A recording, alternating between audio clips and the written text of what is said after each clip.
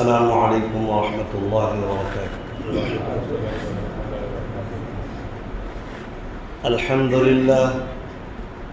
للہ نحمده ونستعینه ونستغفره ونؤمن به ونتوکل علیہ ونعوذ باللہ من شرور انفسنا ومن سیئات اعمالنا من يهده الله فلا مضل له ومن يضلل فلا هادي له ونشهد أن لا إله إلا الله وحده لا شريك له ونشهد أن سيدنا ومولانا محمدا عبده ورسوله أما بعد فأعوذ بالله من الشيطان الرجيم بسم الله الرحمن الرحيم يا أيها الذين آمنوا توبوا إلى الله توبة نصوحا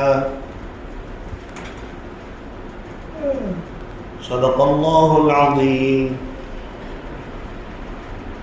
وقال النبي صلى الله عليه وسلم من لزم الاستغفار جعل الله له من كل هم فرجا ومن كل ضيق مخرجا ورزقه من حيث لا يحتسب أو كما قال عليه الصلاة والسلام۔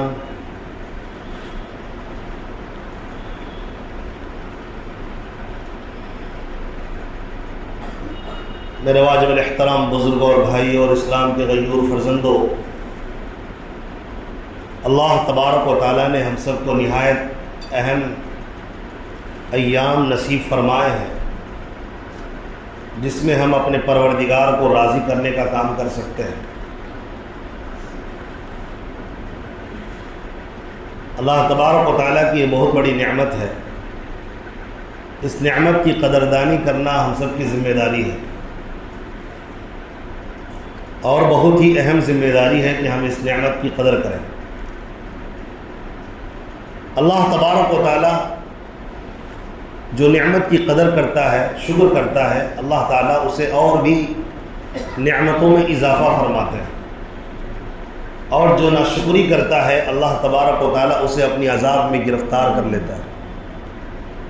تو ماہ مبارک ایک نعمت ہے، اس کی شکر گزاری یہ ہے کہ ہم اس میں روزے کے ساتھ ساتھ تمام احکامات کی پیروی کریں، اور جن چیزوں سے اللہ تبارک و تعالیٰ نے منع کیا ہے ان چیزوں سے ہر حال میں ہم باز رہیں، تبھی اس مہینے کی قدر ہو پائے گی۔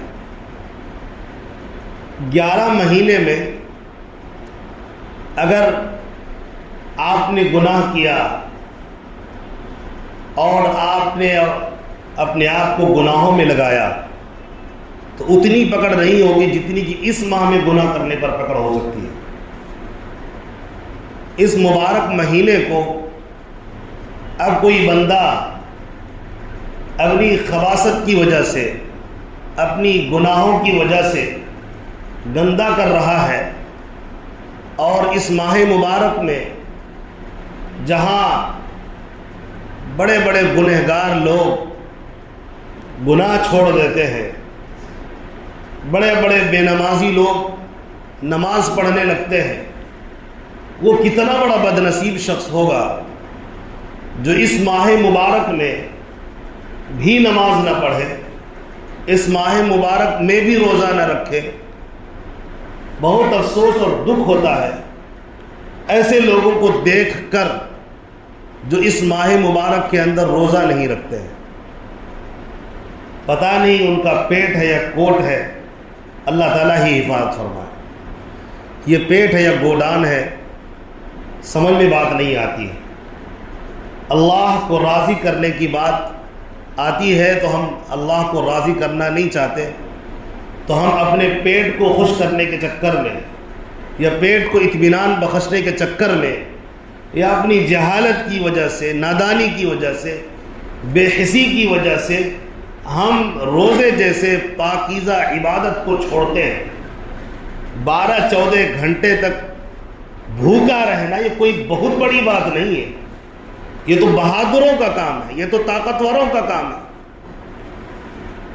جو لوگ بار بار کھانے کی اور بھوک کی شکایت کرتے ہیں، بھوک لگنے کے لیے ہی روزہ رکھنے کے لیے کہا گیا ہے، تو آپ کا یہ کہنا مجھے بھوک لگ جاتی ہے تو یہ تو بیوقوفی والی بات ہو گئی۔ روزہ رکھنے کے لیے اسی لیے کہا تھا کہ آپ کو بھوک لگے، اور اس وقت میں آپ اللہ کی نعمتوں کو یاد کریں کہ جب میں ان نعمتوں کو استعمال کرتا تھا، آج میں ان نعمتوں سے 12-14 گھنٹے کے لیے روک دیا گیا ہوں۔ اسی طرح آپ دوسرے لوگوں کو یاد کریں، چونکہ یہ غمخواری اور ہمدردی کا مہینہ ہے، دوسرے لوگوں کو بھی آپ ایسے موقع پر یاد کر سکتے ہیں کہ میں 12-14 گھنٹے بھوکا رہتا ہوں، تو میرے آس پاس پڑوس میں ایسے لوگ ہیں جو عام دنوں میں بھی ان کو صحیح سے کھانا نہیں ملتا، تو ان کی کیا حالت ہوتی ہوگی۔ یہ پاکیزہ فکر آپ کے اندر پیدا ہونا چاہیے۔ اب جن کو اللہ تبارک و تعالیٰ سے تعلق مضبوط نہیں کرنا ہے، اس کے لیے تو پورا قرآن اس کو گھول کر پلا دو، پیارے آقا کا ارشاد پڑھ کر سنا دو، وہ کبھی جو ہے عمل نہیں کرے گا، کیونکہ اس کو راضی کرنا ہے نفس کو، راضی کرنا ہے شیطان جو اس کا دشمن ہے اسی کو۔ شیطان جو ہر آن چاہتا ہے کہ اسے فساد میں مبتلا کر دے، فتنے میں مبتلا کر دے، جو ہر آن اسے تکلیف دینے پر لگا ہوا ہے، اور اس کوشش میں اپنی ایڑی چوٹی لگا دیتا ہے کہ کسی طرح یہ بندہ ایمان چھوڑ کر مر جائے۔ ہم اسی کو خوش کرنے کا جب ارادہ کر لیتے ہیں، جب ٹھان لیتا ہے، تو ماہ مبارک میں بھی اس کی غلامی کو نبھا رہے ہوتے ہیں، جبکہ شیطان قید ہو چکا ہوتا ہے۔ آپ بات نہیں سمجھے میں نے کیا کہا۔ شیطان تو رمضان میں قید ہو جاتا ہے، اس کے باوجود نماز چھوڑنے کا کیا مطلب، اس کے باوجود قرآن نہ پڑھنے کا کیا مطلب، اس کے باوجود جو ہے دینت کی طرح کھانے کا کیا مطلب ہے ماہ مبارک کے اندر۔ اس کا مطلب صاف یہ ہے کہ آپ نے غلامی شیطان کی ایسی پکڑ لی ہے، ایسی پکڑ لی ہے، جو کام شیطان آپ سے غیر رمضان میں کروا رہا تھا، وہ کام کی ذمہ داری اب آپ نے اس کی لے لی۔ شیطان تو قید ہو گیا، لیکن اب آپ ہی شیطان کی جگہ لے لیے۔ شیطان کا جو پوسٹ تھا گمراہ کرنا، گمراہ ہو جانا، وہ پوسٹ آپ نے رمضان بھر کے لے لیا۔ تو شیطان کے قید ہونے سے آپ کی طبیعت پر کوئی فرق نہیں پڑے گا۔ اگر آپ روزے دار نہیں ہیں، اگر آپ نمازی نہیں ہیں، اگر آپ قرآن کی تلاوت سے جڑے ہوئے نہیں ہیں، اگر آپ منحوسیت سے دور نہیں ہیں، اگر آپ گناہوں سے دور نہیں ہیں، اگر آپ لوگوں کو تکلیف دینے کا کام ابھی بھی کرتے ہیں، اگر ابھی بھی آپ جھوٹ بول رہے ہیں، اگر ابھی بھی آپ گالی گلوچ کرتے ہیں، دھوکہ دیتے ہیں، تو یہ سارے کام تو شیطان کے تھے۔ شیطان قید ہو گیا، اس کے باوجود آپ کر رہے ہیں۔ اس کا مطلب یہ ہے رمضان شروع ہونے سے پہلے ہی آپ نے ذمہ داری لے لی تھی، اے شیطان اگرچہ تو میرا دشمن ہے لیکن میں تیرا تلوے چاٹنے والا غلام ہوں، ماہ مبارک آئے گا اس میں بھی میں نماز چھوڑوں گا۔ جو تو نے ذمہ داری دی ہے گناہ کرنے کی، دھوکہ دینے کی، جھوٹ بولنے کی، غیبت کرنے کی، چغل خوری کرنے کی، تو چلا جا، میں تیرے لیے کافی ہوں، میں تیرا ادنا غلام ہو، میں تیرا فرما بردار غلام ہو۔ جو تو چاہتا تھا وہی کام میں اب بھی کروں گا، میں وہ کام پہلے وہی کرتا تھا جو تو نے کیا تھا۔ اگرچہ اللہ نے تجھے شیطان ہے تو قید کر دیا، لیکن ساری ذمہ داری میں اب اپنے اوپر ڈال لیا ہوں، اب جو جی میں آئے گا وہی میں کروں گا۔ جو تو کہا تھا اس پر 100% اترنے کو میں تیار ہوں۔ جو بھی آپ کو اس طرح کے لوگ نظر آئے جو بے روزے دار ہیں، طاقت ہونے کے باوجود بیمار نہیں ہے، پھر بھی آپ سمجھیے پورا ٹھیکہ لے رکھا ہے اس نے ذمہ داری کا، شیطان کا سارا کام یہ لے چکا ہے۔ اور ایسے لوگوں کے لیے پیارے آقا صلی اللہ علیہ وسلم نے بد دعا دی ہے۔ پیارے آقا کی بد دعا ایک مومن بندے کو جو کلمہ لا الہ الا اللہ پڑھے، محمد الرسول اللہ پڑھے، اس کو شرم آنی چاہیے، اس کو ندامت ہونی چاہیے کہ میں کتنا خراب آدمی ہوں، میں کس قدر بد نصیب ہوں کہ پیارے آقا صلی اللہ علیہ وسلم نے ماہ مبارک جیسے مبارک مہینے میں ہم جیسے خبیث لوگوں کے لیے بد دعا کی۔ پیارے آقا صلی اللہ علیہ وسلم کی ایک مشہور روایت آپ کو ہر رمضان میں سنایا جاتا ہے تاکہ آپ کا ضمیر جاگ جائے، آپ شیطان کی ڈیوٹی چھوڑ دیں، شیطان کی سیٹ چھوڑ دیں، شیطان کا پوسٹ چھوڑ کر رب کی فرما برداری میں لگ جائیں۔ اسی لیے آپ کو سنایا جاتا ہے تاکہ آپ کا یہ ماہ مبارک بیکار نہ ہو۔ پیارے آقا صلی اللہ علیہ وسلم منبر پر ایک مرتبہ تشریف لے جا رہے ہیں، پہلی سیڑھی پر قدم رکھا تو فرمایا آمین، دوسری سیڑھی پر قدم رکھا تو فرمایا آمین، تیسری سیڑھی پر قدم رکھا تو فرمایا آمین۔ صحابہ کرام نے دیکھا نہ کوئی بات نبی فرما رہے ہیں، نہ کسی طرح کی کوئی بات ہے، لیکن آمین آمین کہے جا رہے ہیں۔ پیارے آقا صلی اللہ علیہ وسلم سے بعد میں صحابہ نے پوچھا، پیارے آقا صلی اللہ علیہ وسلم یہ کیا عجیب بات ہم نے دیکھی کہ آپ جو ہے صرف آمین آمین فرما رہے تھے سیڑھیوں پر چڑھتے ہوئے؟ تو نبی پاک علیہ السلام نے فرمایا کہ میرے پاس اس وقت جبرائیل علیہ السلام آئے تھے، چونکہ فرشتے بھی تو نبی کے غلام ہیں نا، تو ہر وقت حاضری دیتے رہتے تھے۔ تو حضرت جبرائیل علیہ السلام تشریف لائے تھے اور انہوں نے 3 شخص کو بد دعا دی ہے، اور اسی پر میں آمین کہہ رہا تھا۔ جب میں نے پہلی سیڑھی پر قدم رکھا تو فرشتے نے کہا وہ شخص ناکام ہو گیا، وہ شخص برباد ہو گیا جس نے رمضان المبارک کا مہینہ پایا اور اس کی مغفرت نہ ہوئی۔ دوسری سیڑھی پر جب میں نے قدم رکھا تو حضرت جبرائیل علیہ السلام نے کہا برباد ہو جائے وہ شخص جو والدین کو پائے لیکن اپنے آپ کو جنت میں داخل نہ کر سکے، اپنی مغفرت نہ کروا سکے۔ اور پیارے آقا صلی اللہ علیہ وسلم نے فرمایا جب میں تیسری سیڑھی پر قدم رکھا تو اس وقت میں حضرت جبرائیل علیہ السلام نے کہا کہ برباد ہو جائے وہ شخص کہ اس کے سامنے نبی کا نام آئے اور وہ درود نہ پڑھے۔ یہ 3 شخص ہیں، یہ 3 بڑے مجرمین ہیں جن کے بارے میں، بربادی کے بارے میں فرشتے نے بد دعا دی اور اس بد دعا پر نبی نے آمین فرمائی۔ اس کا مطلب صاف ہے اب وہ شخص جو ماہ مبارک کی قدر نہیں کرتا، ماہ مبارک میں روزہ نہیں رکھ رہا، ماہ مبارک کے اندر نماز چھوڑتا ہے اور ماہ مبارک کو میں بھی کام کو اہمیت دیتا ہے، دکان کو اہمیت دیتا ہے، تجارت کو اہمیت دیتا ہے، یہ سارے شیطانی کام نماز کے وقت میں بھی کر رہا ہے، یہ سارے وہ مجرمین ہیں جن کے بارے میں نبی نے فرمایا یہ برباد ہو جائے گا۔ نبی کی بد دعا ہے۔ اب یہ کوئی بھی طریقہ اختیار کرے گا، اگرچہ کوئی طریقہ ہو، دنیا کا کوئی طریقہ اختیار کرے گا کامیابی کے لیے، اللہ کی قسم نبی نے بد دعا دی ہے، یہ مجرم کبھی کامیاب نہیں ہو سکتا۔ یہ مجرم ہر دن پستی میں جائے گا، ذلت میں جائے گا، بربادی میں جائے گا، چاہے وہ کوئی بھی شخص ہو، دنیا کا بڑا سے بڑا پوسٹ رکھتا ہو، وہ ذلیل ہو کر ہی مرے گا اگر اس نے توبہ نہ کی، استغفار نہ کیا۔ یہ ماہ مبارک میں یہ مغفرت کا عشرہ چل رہا، اس لیے مجھے یہ روایت یاد آ گئی تو میں نے آپ کے سامنے پیش کر دیا۔ رحمت کا عشرہ تو جدا ہو گیا، جن لوگوں کو رحمت ملنی تھی وہ بڑے خوش نصیب لوگ گزر گئے رحمت لے کر۔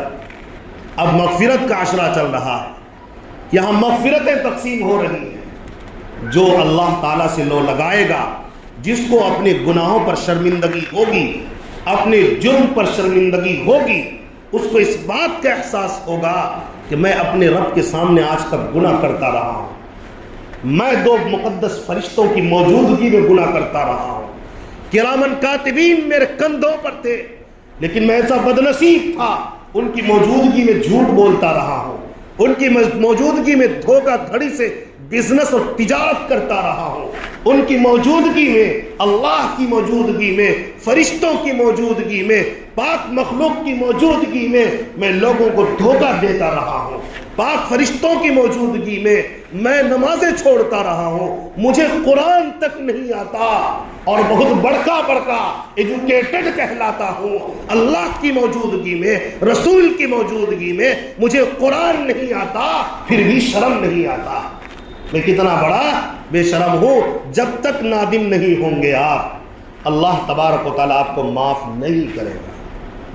اسی لیے پیارے آقا صلی اللہ علیہ وسلم نے فرمایا اصل توبہ تو شرمندگی ہے۔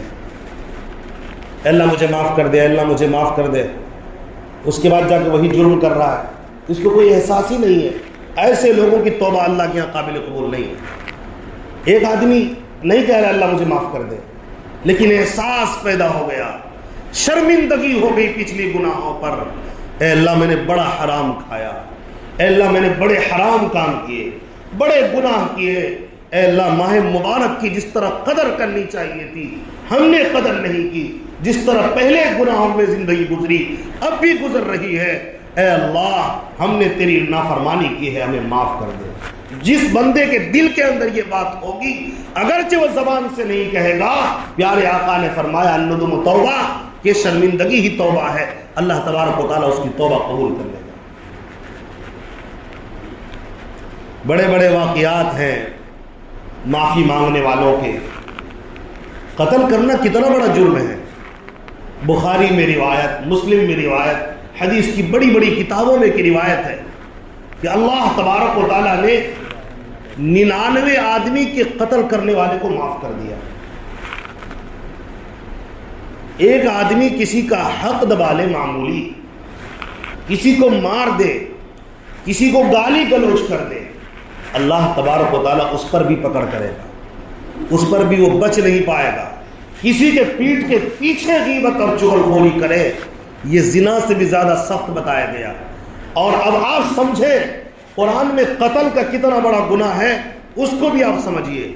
اللہ تعالیٰ نے قرآن میں کہا وَمَن يَقْتُلْ مُؤْمِنًا مُتَعَمِّدًا فَجَزَاؤُهُ جَهَنَّمَ خَالِدًا فِيهَا۔ خالدن فیہا کا جو لفظ ہے اس کا معنی آتا ہے ہمیشہ۔ اللہ نے فرمایا جو کسی کو ناحق قتل کرے گا وہ ہمیشہ جہنم میں رہے گا۔ یہ بات الگ ہے، مفسرین نے یہاں پر کہا چونکہ ایمان اس میں موجود ہے، یہاں ہمیشگی سے مراد یہ ہے بڑے لمبے مدت تک، کروڑوں سال تک رہے گا، لیکن کسی نہ کسی دن ایمان کی وجہ سے یہ جنت میں جائے گا۔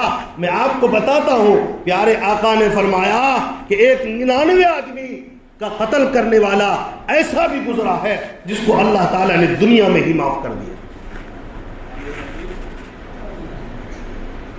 آدمی کو احساس پیدا ہوا 99 قتل کرنے کے بعد، وہ کسی سے پوچھنے کے لیے گیا، کسی عالم دین سے، اس وقت کے بنی اسرائیل کا واقعہ، تو انہوں نے کہا کہ بھائی تیری کوئی توبہ نہیں ہے، تو جا۔ تو اس نے اس کو بھی قتل کر دیا، اس نے 100 آدمی کو قتل کر دیا، 99 کے بعد 100 کی بھی گنتی پوری کر لی۔ اب آپ غور کریں کہ کتنا بڑا مجرم ہے یہ شخص، لیکن سوچا پھر آگے جاتا ہے، ایک اور عالم دین سے، اس وقت کے عالم دین سے ملاقات ہوئی، اس نے اس سے پوچھا بتاؤ میری توبہ ہے؟ اس نے کہا بالکل ہے توبہ، تم فلاں شہر میں چلے جاؤ، یقیناً تو بہت بڑا مجرم ہے، لیکن فلاں شہر میں جاؤ، وہاں بزرگان دین رہتے ہیں، اولیاء کرام رہتے ہیں، ان کے ہاتھ پر جا کر بیعت کر لو اور ان کے سامنے توبہ کر لو اور انہیں جیسی زندگی گزارو، تم کامیاب ہو جاؤ۔ تو وہ آگے چلتے ہیں، اللہ تعالیٰ کا حکم ہوتا ہے کہ اس کے روح کو قبض کر لیا جائے۔ جب اس راستے میں تھا اس کی روح کو قبض کر لیا گیا، اب 2 فرشتے آ کر آپس میں جھگڑنے لگے، ایک رحمت کا فرشتہ اور ایک عذاب کا فرشتہ۔ رحمت کا فرشتہ کہنے لگا یہ میرا آدمی ہے، میں اس کو لے جاؤں گا اور یہ جنتی ہے، اور غضب کا فرشتہ اور اسی طرح عذاب کا فرشتہ کہنے لگا نہیں نہیں یہ میرا آدمی ہے، یہ جہنم میں جائے گا، 99 آدمی کو قتل کر دیا ہے، 100 آدمی کو قتل کر دیا ہے، لہذا تم اسے نہیں لے جا سکتے۔ دیکھا کہ فرشتے آپس میں اختلاف کر رہے ہیں، اللہ تعالیٰ نے فرشتے کو حکم دیا کہ زمین کو ناپو، جہاں سے یہ چلا تھا اور جدھر جا رہا ہے، جہاں پر یہ اس کی موت ہوئی ہے، وہاں سے ادھر بھی ناپو اور وہاں سے ادھر، دونوں طرف ناپو. جدھر کی زمین کم ہوگی اللہ تبارک و تعالیٰ اسی کے حساب سے فیصلہ فرمائے گا. چنانچہ جب زمین کو ناپا گیا، روایت میں یہ بات بھی ملتی ہے، اشارہ ملتا ہے کہ اللہ تبارک و تعالیٰ نے اس کی زمین کو قریب کر دیا جدھر وہ توبہ کے لیے جا رہا تھا، اور اس کی زمین کو تھوڑا فاصلہ دور کر دیا جدھر سے وہ آیا تھا. پھر فرشتے کو حکم ہوا، لاؤ یہ میرا توبہ کرنے والا بندہ ہے، یہ اس سرزمین سے قریب ہے جہاں یہ جا رہا تھا توبہ کرنے کے لیے. اس کے دل کے اندر ندامت آ چکی ہے، اس کے دل کے اندر شرمندگی ہو چکی ہے، میں رب اس کو معاف کرتا ہوں. اللہ تبارک و تعالیٰ نے اس 100 آدمی کے قاتل کو بھی معاف کیا.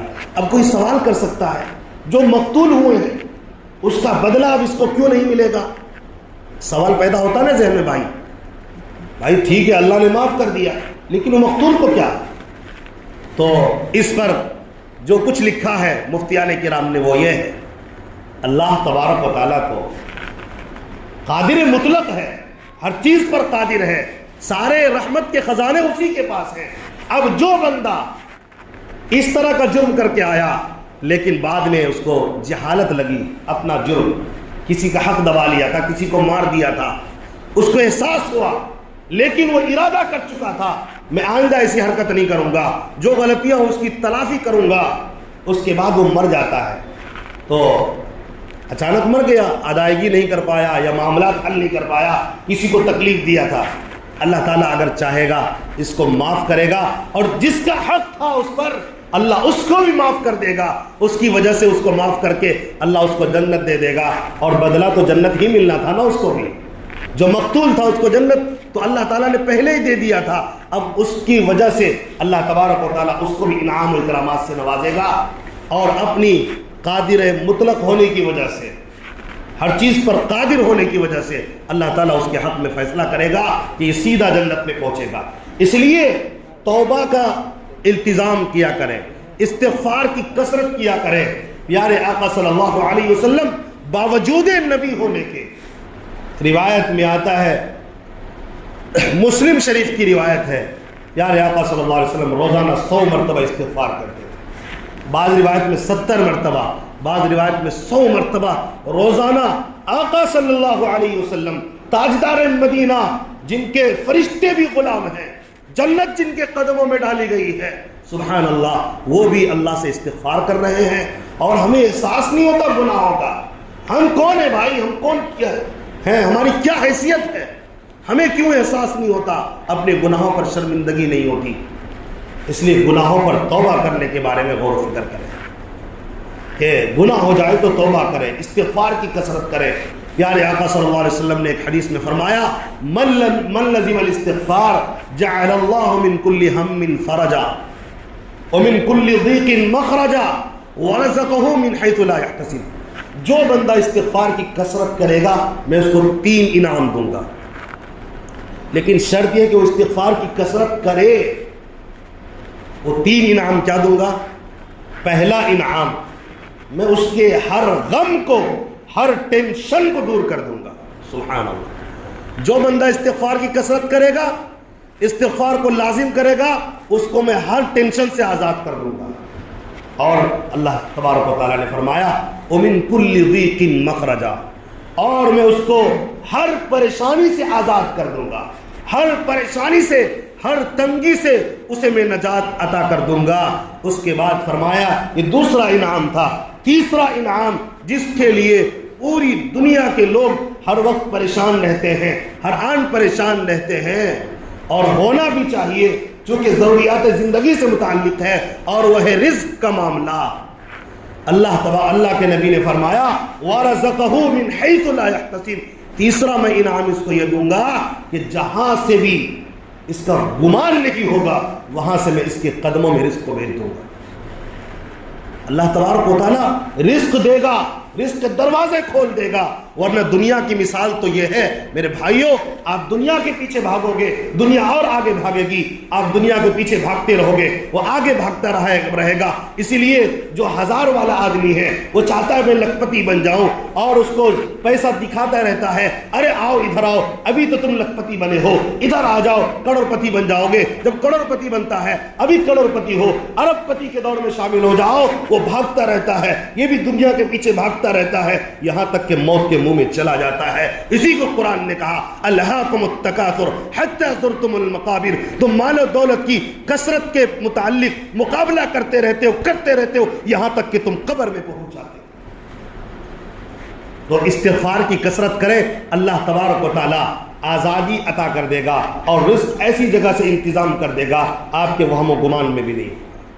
لیکن کریں تو نا، ہم کریں گے نہیں، لیکن ہمیں چاہیے، ہم کریں گے نہیں، ہم کو تعویذ چاہیے، ہم کریں گے نہیں، ہم کو وظیفہ چاہیے۔